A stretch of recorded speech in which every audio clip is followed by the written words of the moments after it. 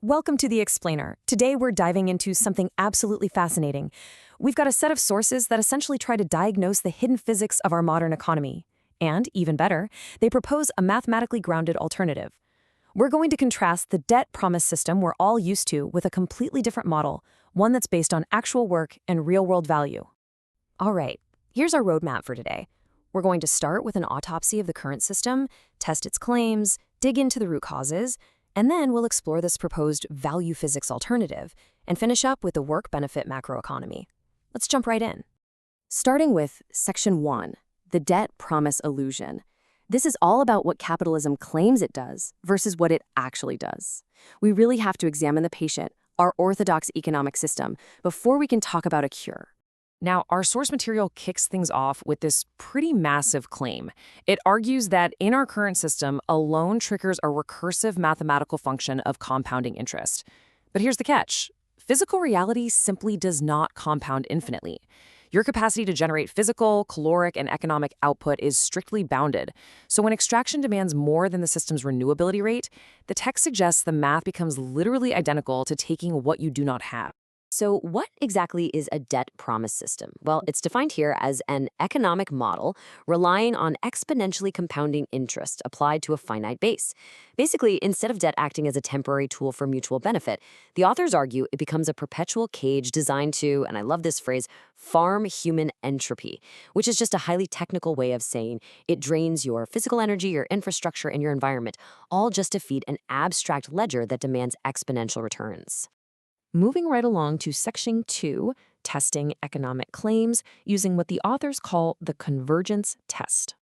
When we run the claims of capitalism through this Convergence Test, things get really interesting, especially when we contrast the stated beneficiaries with the actual outcomes. The system claims to be all about free individuals making voluntary, meritocratic choices. But the evidence presented suggests it totally fails the test of structural equality.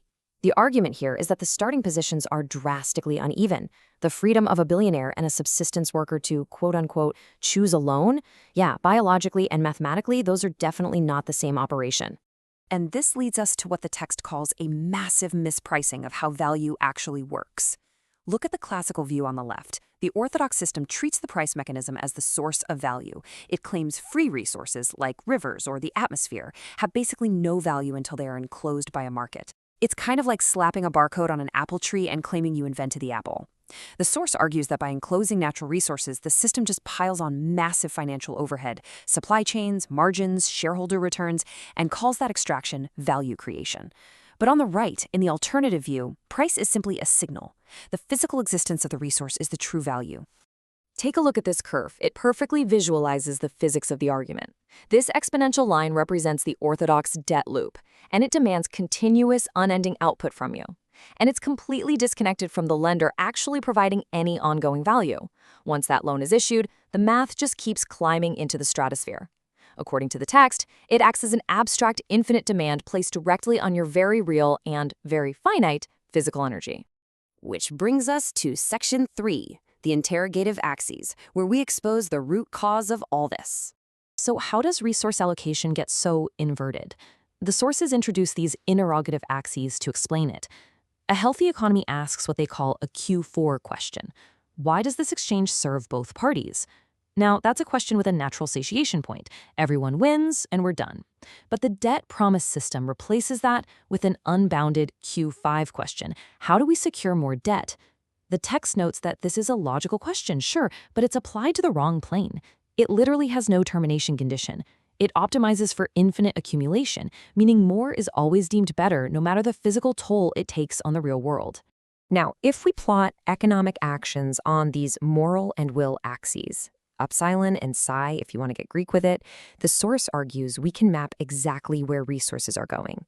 We have the upsilon axis measuring the beneficiary, ranging all the way from systemic justice for all down to pure extraction just for myself. Then the psi axis measures the will or energy. Are you actively creating systemic value or are you destroying it?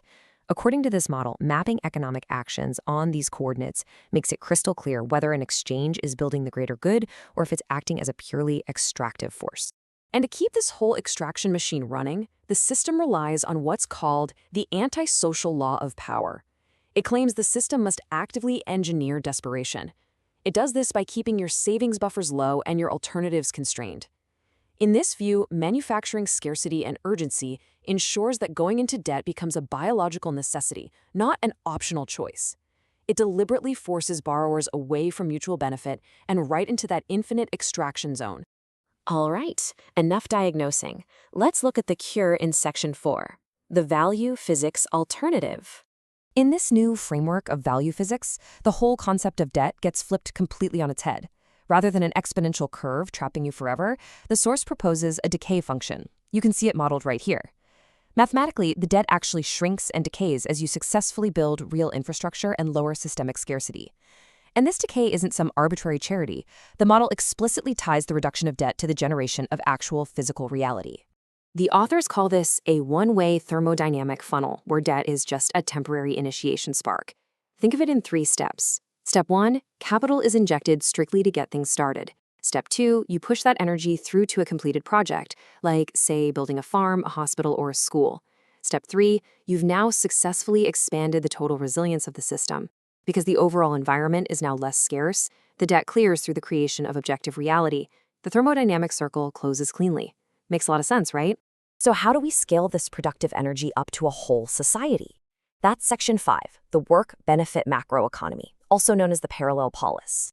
To build this work-benefit macroeconomy, the source outlines 3 vital physical mechanisms. First, the absolute eradication of interest. Debt has to be settled by physical work, not compound math. Second is tangible anchoring. This means wealth is stored strictly in physical infrastructure and labor, completely isolating it from central bank inflation. And third, output as dividends, meaning the yield of the investment is distributed directly to stakeholders as access to resources. The authors argue that if you pool resources this way, you build a self-sustaining loop that renders global fiat speculation totally obsolete. But here's the catch. For this to actually work, we have to completely shift our identity. Look at the contrast on the screen. On the left is the current consumer model, where citizens are treated as fee-paying recipients of discretionary government services. But on the right is the producer model. In this system, you are viewed as a worker-shareholder running a collective enterprise. Tax isn't viewed as a fee. It's the contribution of a worker to the enterprise they own. This means you are owed a proportional return on the infrastructure you help maintain. This brings us to one of my absolute favorite quotes from the material. The smallest worker benefits from the productivity of the best, not because the best are taxed into generosity, but because the enterprise they run together generates more. The core argument here is that true economic justice isn't about redistributive charity. It's about the accurate, mathematical accounting of what collective production actually owes its participants. When the system is structurally aligned, everyone who shares the infrastructure benefits from the surplus it generates. I'm going to leave you with this final provocative thought from the text just to reconsider exactly where your daily physical energy is going. Are you feeding a math equation completely disconnected from reality?